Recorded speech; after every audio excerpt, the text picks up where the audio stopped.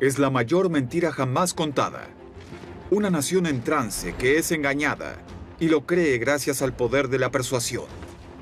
Es un arma absolutamente vital para la guerra, y los nazis son los amos de la propaganda.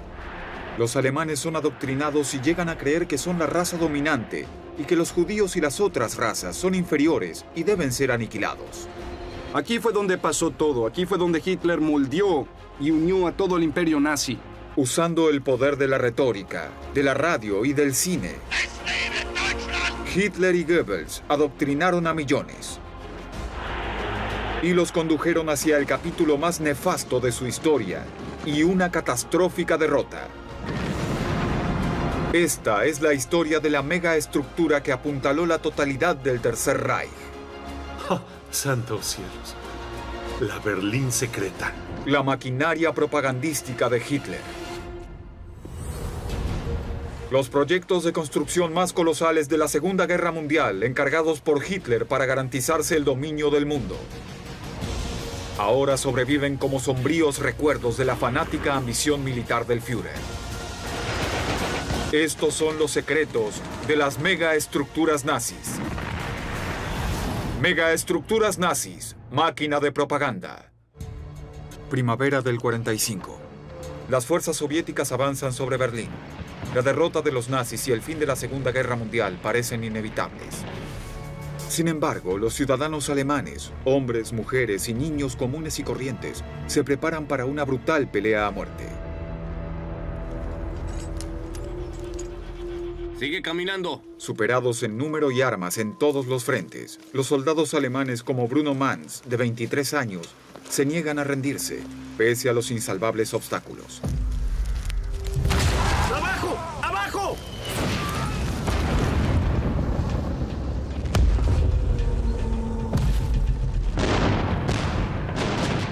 En la batalla final de Berlín, 100.000 civiles perdieron la vida.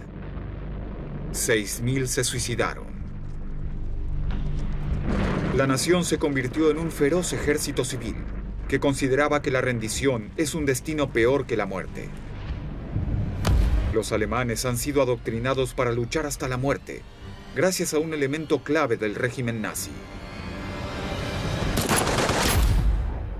la propaganda.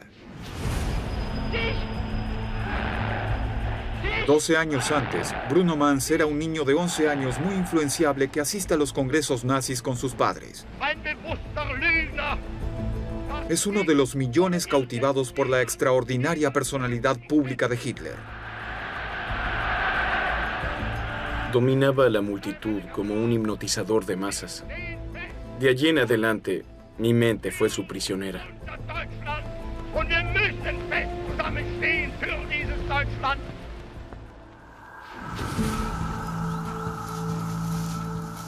Tony Pollard, experto en arqueología del conflicto, está en Nuremberg, explorando el lugar en el que nació el control mental de los nazis. Este es un lugar que siempre quise visitar, pero que también siempre me generó muchos nervios. Lo que tenemos aquí es el epicentro de la maquinaria propagandística nazi. Y yo estoy por posar mis ojos en él por primera vez. Oh, santos cielos.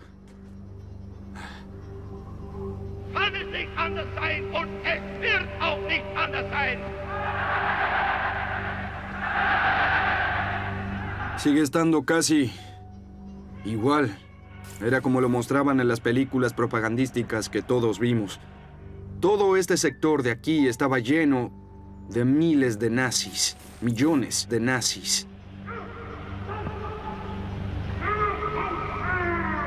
Este es el lugar, aquí fue donde todo pasó.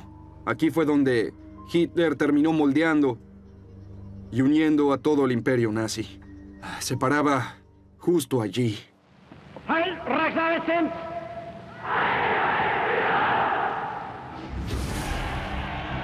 La historia de la propaganda nazi comenzó en 1920, cuando Adolf Hitler es nombrado jefe de propaganda del Partido Obrero, que él convertiría en el Partido Nazi.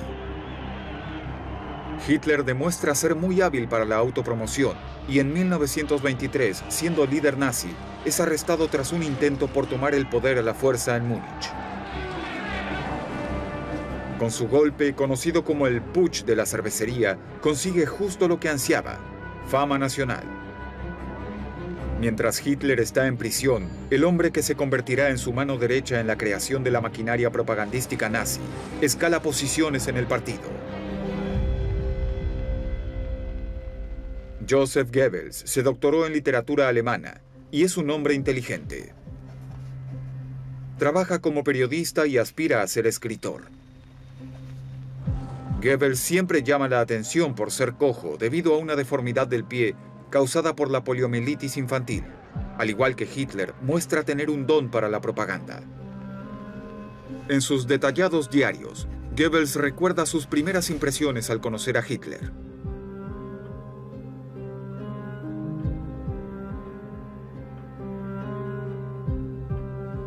Mi Führer, Herr Dr. Goebbels.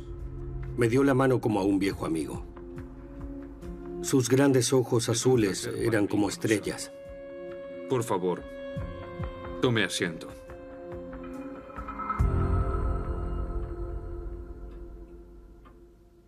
¿Cómo estuvo su viaje? Espero que agradable. La verdad, un poco agotador por la nieve. Me gustó mucho su discurso en Bamberg. Me causó una muy buena impresión y me ayudó mucho. Podría jugar un papel muy importante en este movimiento. Muchas gracias. Le agradó verme. Yo me sentía en el cielo. Hitler tuvo la astucia de nombrar a Goebbels ministro de propaganda del partido nazi. Hitler sabe que puede cautivar a toda una multitud. Goebbels sabe que puede cautivar a toda una nación con el uso de la propaganda. Goebbels y Hitler trabajaron en equipo y hay una especie de comunión mental entre ellos. Y se dan cuenta de que no pueden funcionar uno sin el otro. Durante la década siguiente, Goebbels está a cargo de las apariciones públicas de Hitler. Muchas son en el vasto estadio que los nazis construyeron para los congresos de Nuremberg. Fue diseñado por el arquitecto Albert Speer en 1934 y es una de las mayores concentraciones de construcciones nazis del Tercer Reich. Este lugar resulta siempre muy familiar. La arquitectura tiene como modelo al templo de Pérgamo de la Grecia antigua. Allí adoraban a Zeus. Zeus era su dios. Hitler también era considerado dios. Hitler está robando ese legado cultural e histórico y lo usa para alcanzar sus propios propósitos. En su apogeo en 1938, el Congreso de Nuremberg atrajo a casi 750.000 seguidores. Idolatraban a Hitler y sentían por él algo cercano al fervor religioso. La mayoría de las actividades en los congresos de Nuremberg se llevaban a cabo en el exterior, pero hay espacios interiores. Y me dicen que detrás de este gigantesco par de puertas metálicas hay algo bastante espectacular.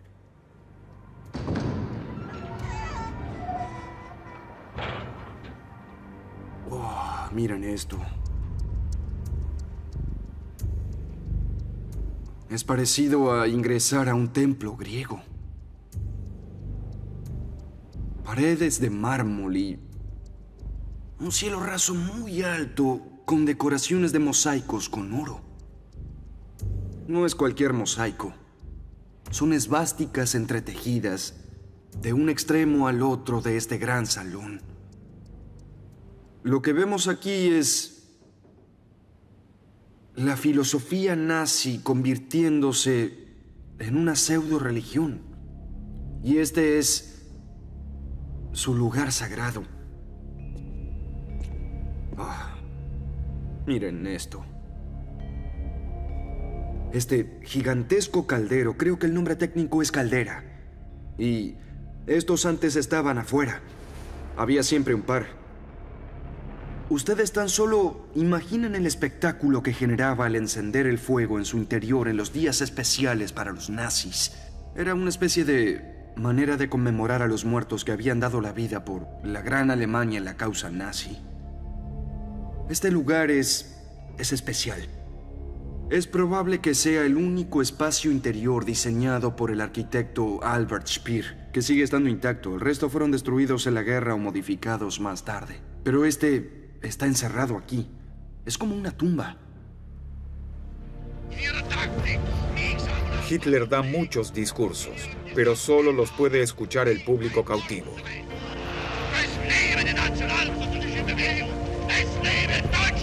Sus extraordinarias presentaciones necesitan ser comunicadas a toda la nación.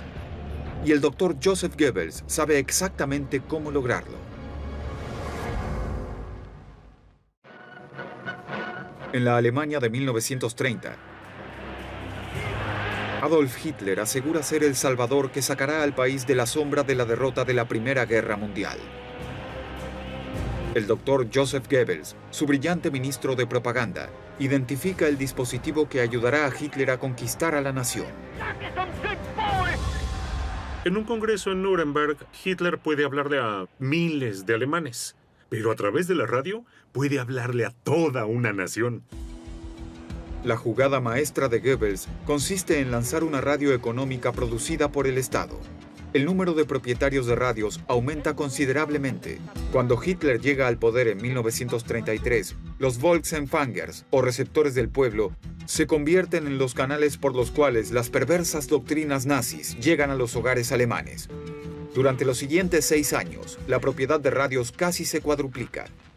En la víspera de la guerra hay más radios en Alemania por hogar que en cualquier otro lugar del mundo, incluso que en los Estados Unidos. Tener una herramienta de propaganda en los hogares alemanes solo sirve si Goebbels puede liberar su poder. Para eso, él prohíbe la pluralidad de voces en los medios. En 1935, 1.600 publicaciones son clausuradas. En 1938, otras 10.000. La radio se convierte en la portavoz de la propaganda nazi. Se incorpora hábilmente a la programación diaria para que el mensaje nazi suene aceptable. Se apodera por completo de todas las estaciones radiales. Todo recae bajo su control. Goebbels sabe muy bien que no puede transmitir los discursos de Hitler las 24 horas del día. Tiene que pasar también otras cosas. Así que él trata de comunicar su mensaje con cuentagotas. Así que lo intercala con otra clase de material.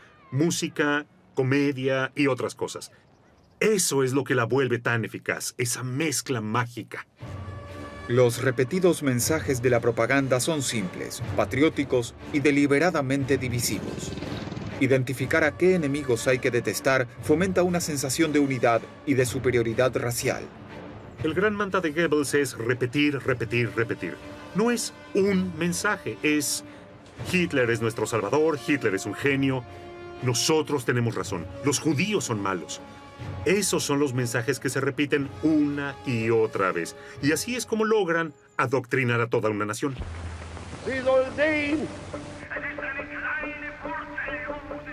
En su hogar de Dortmund, Bruno Mans y su padre son entusiastas seguidores.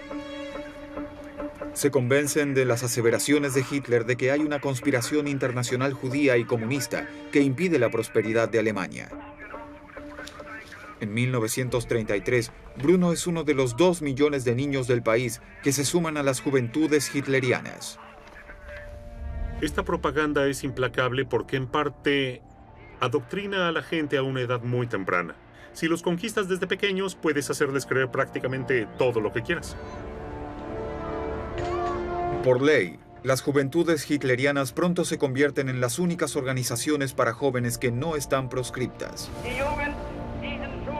Como si eso fuera poco, en todo el territorio alemán se crean alrededor de 40 institutos nacionales de educación política. Son escuelas para los futuros líderes nazis. El historiador Peter Lee explora los restos abandonados de esta escuela construida cerca de Leipzig, con este solo propósito. Cuando los nazis llegaron al poder en 1933, no querían permanecer allí solo una década. Creían que iban a crear un Reich de 1000 años. Y ese Reich necesitaba generaciones futuras de élite que gobernaran Alemania y los territorios anexos del este. Aquí vemos abandonado un monumento del elitismo nazi. Este, como la mayoría de los institutos para la élite nazi, era un internado solo para niños entre 10 y 18 años. Oh, miren esto. Imaginen a los niños de 10 años caminando por estos pasillos. Pero hay 3 escuelas que son solo para niñas.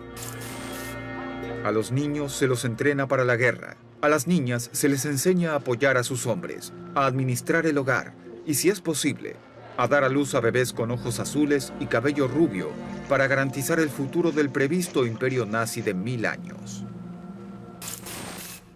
Para asistir a esta escuela, los niños debían superar un proceso de selección de 1 semana.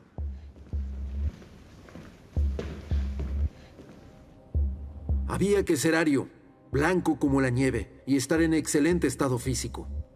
Hasta las gafas te impedían ingresar a esta institución. La obediencia y el coraje eran de vital importancia. Los jóvenes debían correr solos por el bosque oscuro. Imaginen lo aterrador que sería eso para un niño de 10 años. Además, los que no nadaban debían saltar a las profundas aguas desde un trampolín y eran arrastrados por los nadadores. Si sabías nadar, debías saltar desde un 3er piso hacia una manta. Era común que más de la mitad de los estudiantes reprobaran esta estricta educación de 8 años. Pero los que sí aprobaban tenían el futuro asegurado. A los graduados les esperaban carreras prestigiosas. Aún así, el 80% elegía ser oficial del ejército. ¡Vaya! ¡Proyectores! Les mostraban películas propagandísticas a estos influenciables niños.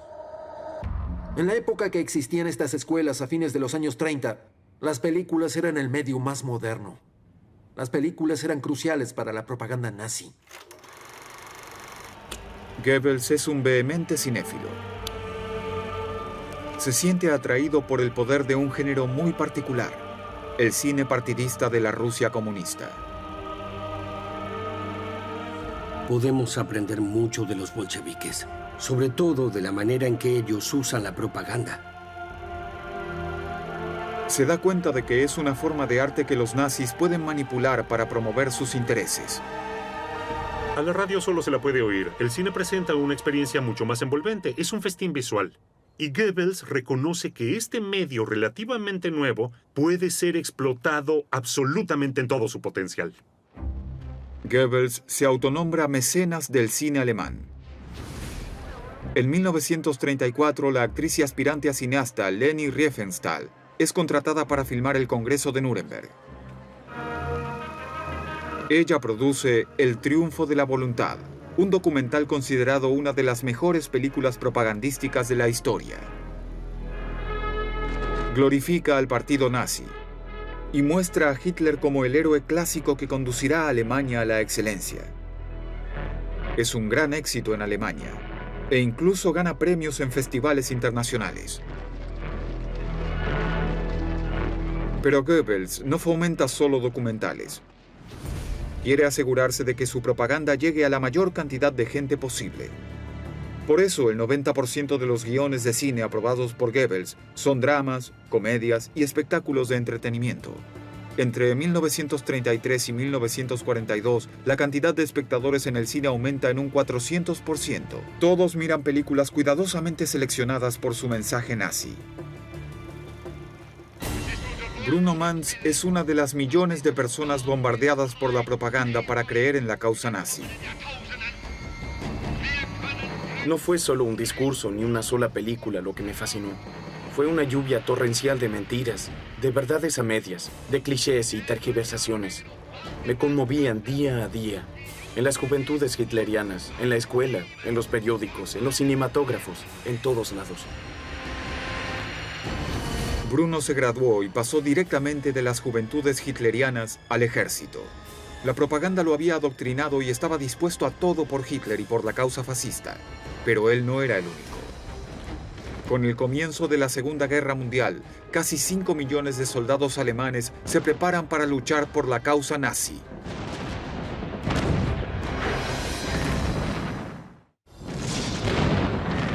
Primero de septiembre del 39. Las tropas nazis invaden Polonia con la maquiavélica convicción de que el control del mundo es inevitable y está justificado. Animados por la fe en sí mismos, fomentada por la propaganda, nada pareciera poder detener su avance por Europa Occidental. Hacia junio del 40, los nazis han invadido Dinamarca, Noruega, Bélgica, los Países Bajos, Luxemburgo y Francia.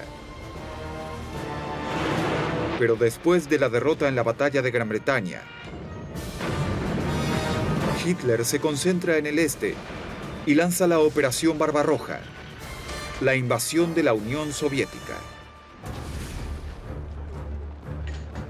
Hitler está tan confiado en su éxito que quiere impulsar un proyecto extraordinariamente ambicioso. Hitler tiene grandes planes para convertir a Berlín en una nueva capital, Germania. El Reich está creciendo y el imperio está expandiéndose. Es importante para ellos tener un epicentro, un núcleo, una capital. Berlín no basta, tiene que convertirse en Germania. Sería como Roma, que era el centro del Imperio Romano. Con el arquitecto Albert Speer, Hitler traza los planos para transformar por completo Berlín y convertirla en una ciudad capital de prestigio faraónico. Speer, estos planos mostrarán al mundo nuestras verdaderas intenciones. Porque nuestra capital inspirará un sentimiento de unidad en todo el núcleo radical germánico. No importa que tan lejos estén. Este parque ubicado en el centro de Berlín no muestra ningún indicio de la imponente ambición de los nazis, pero había sido el lugar elegido por Hitler para la pieza fundamental de Germania. Estaba planificado que el gran salón abovedado fuera el espacio cerrado más grande del mundo. En la Avenida de los Esplendores, de 5 kilómetros de largo, diseñada por el mismo Hitler, no iba a haber tráfico. Todos los autos y trenes iban a transitar bajo tierra y habría 2 nuevas terminales ferroviarias en cada extremo. La avenida iba a estar señalizada por el Volksschale en un extremo y en el otro por un testamento de poderío militar de Alemania, el magnífico Arco de Triunfo. Pero Speer pronto identifica un problema con el proyecto que podría poner fin a los sueños de Hitler de Germania antes incluso del inicio de la construcción. Esta extraña construcción que sigue en pie hoy en día cuenta la historia de la ambición frustrada del Führer. Quizás no sea tan interesante a simple vista, pero de todas maneras es un importante y elocuente indicio de la magnitud de este gigantesco proyecto de reconstrucción. El problema con Berlín es que no hay roca aquí, hay solo arena y arcilla. El Arco del Triunfo planificado era tan grande que no se sabía si el suelo soportaría su peso. Lo que vemos aquí son 12.000 toneladas de cemento, construidas sobre el suelo de Berlín, con el único propósito de tomar medidas y confirmar cuánto se podía esperar que se hundiera o descendiera. Si esta estructura podía mantenerse firme en su posición, tenían la autorización para construir el gigantesco Arco del Triunfo más grande que todo esto. Este gigantesco Schwerbelastingskörper, o cuerpo de carga pesada, se construyó con un solo propósito. Es inquietante estar aquí, porque sé que hay 14 metros de hormigón sólido sobre mi cabeza. Es una gigantesca herramienta de medición a gran escala. Ahora puedo entender por qué es más angosto en este sector, porque en este pedestal se coloca un teodolito. El teodolito es un instrumento que los agrimensores usan para medir los pliegues de la Tierra, y se lo usa para medir el movimiento día a día, para ver si hay alguna subsidencia. Las mediciones demostraron que la construcción se hundía 115 centímetros cada 2 años y medio. Eso ponía en duda desde el comienzo la credibilidad del proyecto. Sin embargo, el entusiasmo de Hitler por Germania nunca declinó. James explora la zona donde antes estaba el zoológico, el Berlin Tiergarten, en busca de más indicios de este elefante blanco de la ingeniería. Iba a ser enormes bulevares de 90 metros de ancho y 6 kilómetros y medio de largo. La magnitud y el alcance de este sector iba a ser algo que nunca nadie había presenciado en la vida. Muy pocos de estos planes sobreviven, pero justo donde estoy parado en este momento, aquí en el Tiergarten, están los vestigios de la primera parte de este pantagruélico proyecto. Los ciudadanos de Berlín desconocen casi por completo la extraordinaria locura que yace en las profundidades de la ciudad. La construcción comenzó en 1938 pero fue suspendida en el 41. Luego fue clausurada. Hasta las autoridades olvidaron su existencia hasta que fue redescubierta en 1969. ¡Santos cielos! Es extraordinaria. La Berlín secreta. Es asombroso pensar que esto es todo lo que queda de los grandiosos planes de Hitler para Germania. Esta oscura caverna subterránea abandonada es una parte de un ambicioso túnel vial diseñado para desviar el tránsito por debajo de la Avenida de los Esplendores. Supongo que pueden imaginar a los Mercedes y los demás autos avanzando a toda velocidad por este túnel subterráneo que pasa por debajo del Volkshalle. Los sectores de esta red de autopistas subterráneas tienen casi 15 metros de ancho. Su parte más extensa alcanza los 220 metros de largo. Es fácil restarle importancia a Germania diciendo que es solo una quimera. Sin embargo, el hecho de estar parados aquí ahora demuestra que se había iniciado la construcción, se había planificado convertirla en realidad. En 1943, la construcción de Germania se suspende hasta lograr la victoria contra la Rusia soviética. Pero algo inesperado está pasando allí. Hitler se convence de su propia propaganda y sobreestima a sus fuerzas. Ahora, pese a la férrea confianza que se tienen los nazis, corren el peligro de sufrir una derrota sangrienta en el frente oriental. Para evitarlo, Goebbels debe brindar el espectáculo propagandístico más ingenioso de su vida. Eso fortalecerá la confianza de todos los alemanes en el Tercer Reich.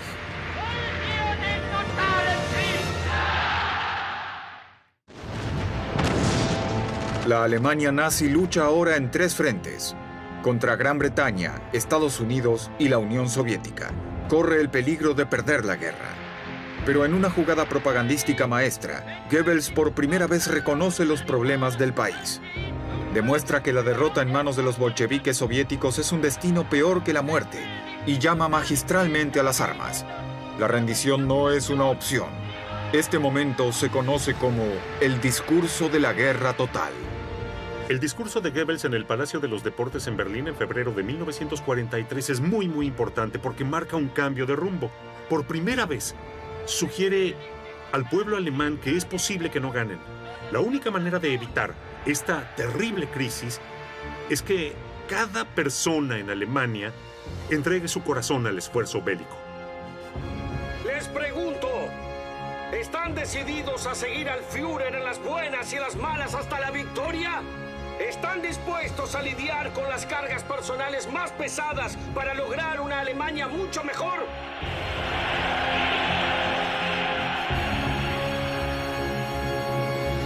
El discurso es una obra maestra de la propaganda. Goebbels se prepara parándose frente al espejo para practicar diferentes frases y gestos. La audiencia está compuesta más que nada por funcionarios del partido cuidadosamente seleccionados y educados para aplaudir en momentos ya convenidos. Incluso hay actores colocados entre la multitud para demostrar gestos aparentemente espontáneos de apreciación. Por las dudas, tienen aplausos grabados con antelación. El discurso tiene el efecto esperado en el frente. ¡Shh! ¡Silencio! Es el Dr. Goebbels. A unos kilómetros de la frontera con Rusia, el oficial Bruno Mans es uno de los millones que escucha atentamente.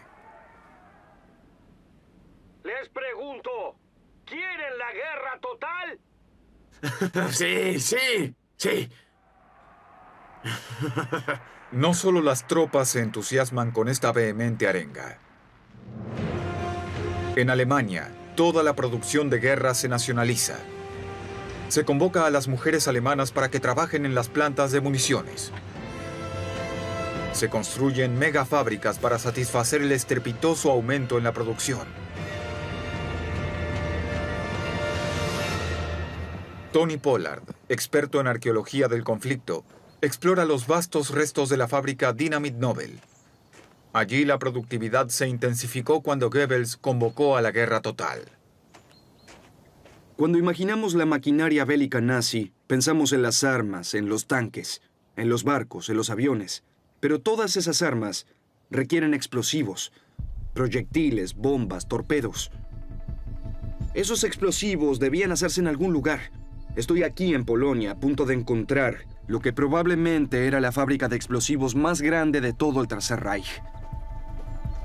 Esta mega estructura olvidada ocupa un área de 20 kilómetros cuadrados.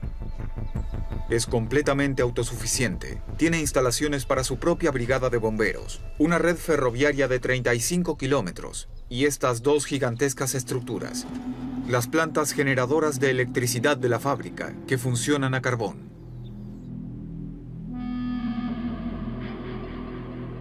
¡Wow! ¡Wow! No puedo describir esto. Miren el tamaño de este lugar. Cuando Goebbels convoca a la guerra total, la producción de explosivos en este lugar se triplica. La magnitud de este lugar, imaginen la actividad que había. Sin duda parecería una escena infernal. Las calderas, el carbón, el polvo, el ruido. Este es un lugar increíble. Pero el incremento en la productividad tiene aciagas consecuencias para los obreros. Uno de los productos más importantes de este lugar era la RDX, que es un explosivo que es el doble de potente que el TNT. Un ingrediente esencial de la RDX es el metanol. El metanol es un fluido muy peligroso e inestable, y por eso se necesita un depósito muy especial. Eso es lo que vemos aquí en este bosque. Miren, es uno de los hilos. Parece una construcción salida de una película de ciencia ficción. Nunca había visto algo así. Estoy ansioso por verlo de cerca.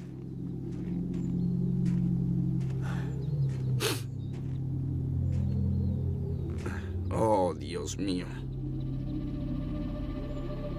Miren esto. Sin duda aquí entraban millones de litros de metanol. Tenía un tanque de acero adentro que ya no está. Y su función es muy evidente, no es solo un depósito, es para protección, porque esto podía explotar en cualquier momento. Y si explotaba, la idea era que la explosión fuera hacia arriba y no dañara nada. Un techo de madera muy liviano cedería instantáneamente.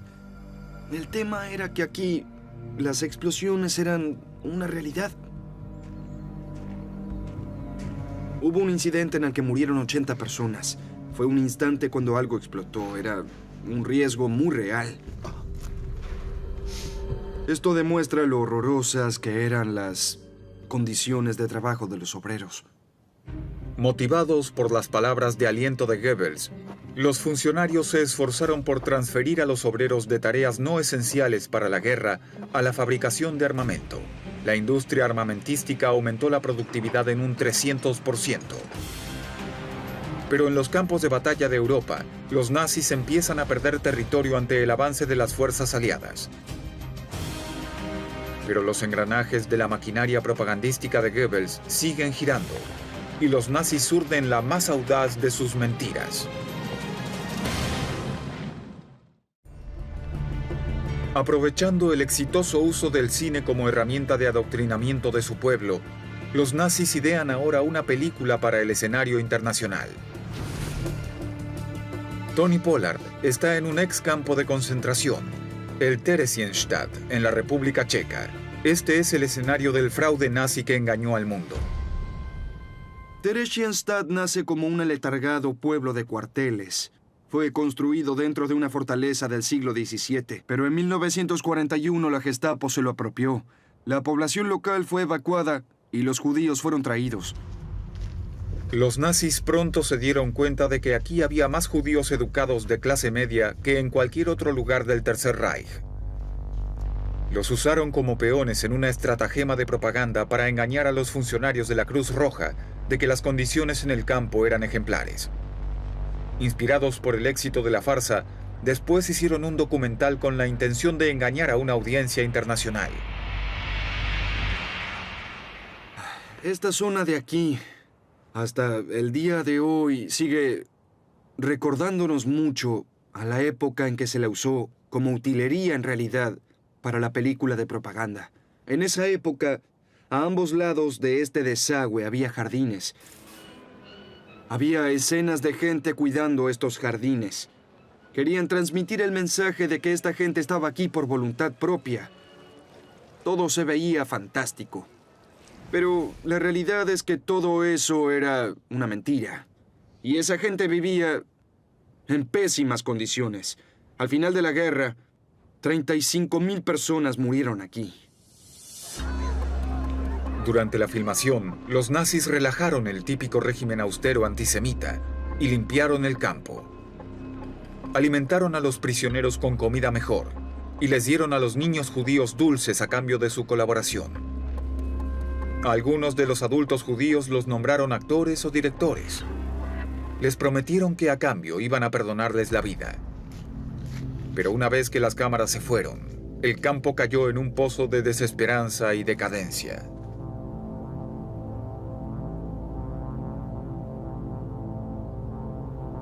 La sala de caldera. Y esta cámara de aquí tiene ganchos adentro. Aquí se colgaba la ropa y se la hervía a altas temperaturas. Era para quitarle los piojos porque las plagas son un verdadero problema cuando hay tanta gente junta viviendo en condiciones poco higiénicas. La mayoría de las 35,000 muertes que tuvieron lugar aquí fueron por enfermedades causadas por el hacinamiento, como el tifus y la disentería. Otros 88,000 prisioneros fueron deportados a los campos de la muerte, como Auschwitz, para ser ejecutados. Entre ellos estaban los actores y el director de la película de propaganda, pese a las promesas de los nazis. Pero el Holocausto es un secreto demasiado grande, y ni siquiera el diabólico Ministerio de Propaganda puede ocultarlo. Al final, los rumores llegaron hasta el frente de batalla, hasta las tropas adoctrinadas por los nazis, como Bruno Mans. ¿Qué? En Theresienstadt. Allí es donde matan a los judíos. ¿Qué? ¿De qué estás hablando? Es la verdad. Era la verdad, que me miraba a los ojos y exigía una respuesta. Pero no sabía qué decir. Bruno escucha de la situación por primera vez. Son inconsistencias que entran en conflicto con todo lo que le hicieron creer que era correcto. Pero está tan adoctrinado que seguirá luchando encarnizadamente por la causa nazi.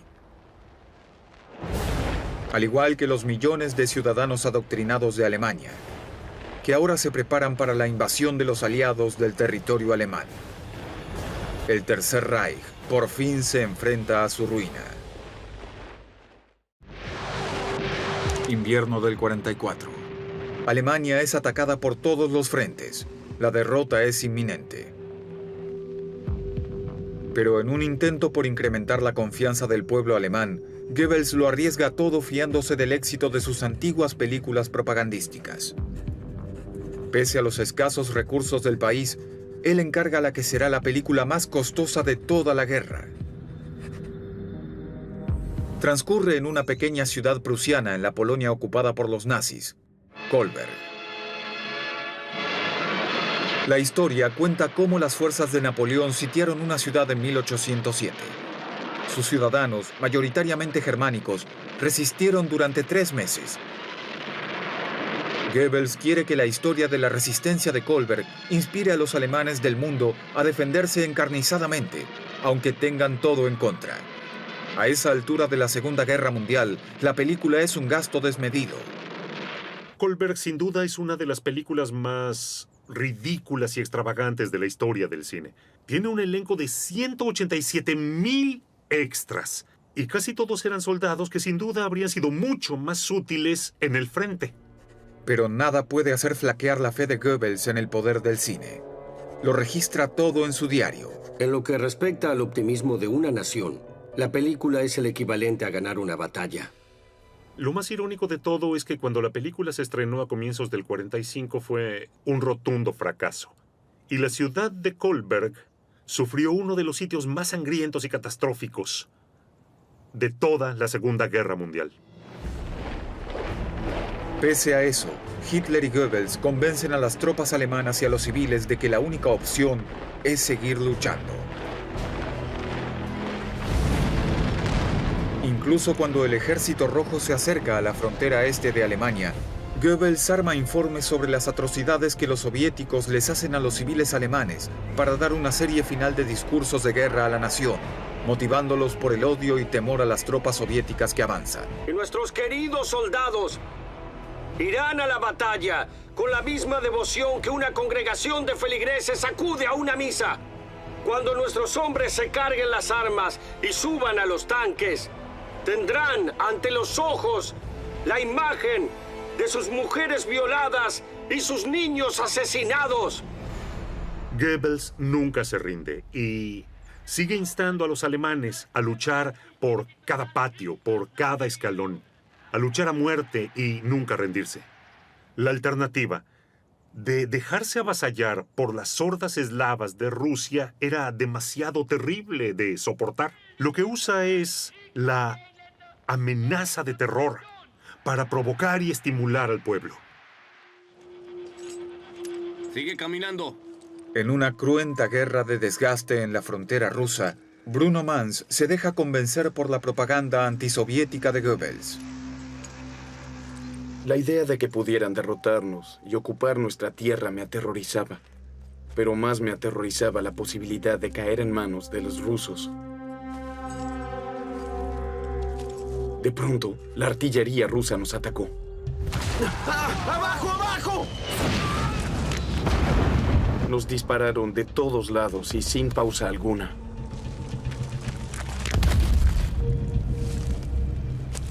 Nunca me había enfrentado a un fuego de artillería tan potente.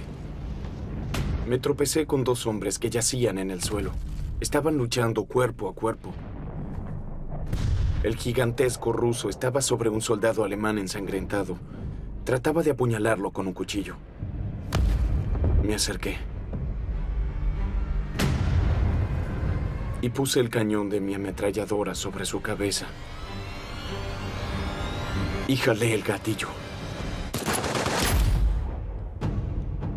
Bruno estuvo toda la vida expuesto a la propaganda, que le decía que su enemigo soviético era subhumano, era un mortal inferior que no merecía vivir.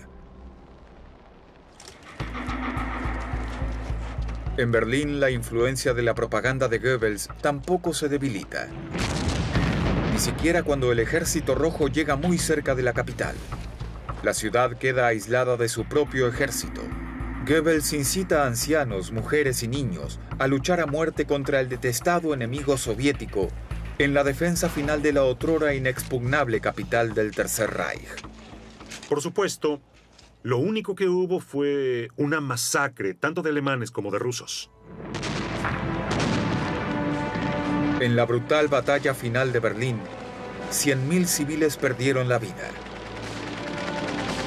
La propaganda los había convencido de que ser capturado por los soviéticos era un destino peor que la muerte, y 6.000 personas se suicidaron. Mientras arde Berlín, Hitler se refugia en su búnker. Goebbels es leal hasta el amargo final.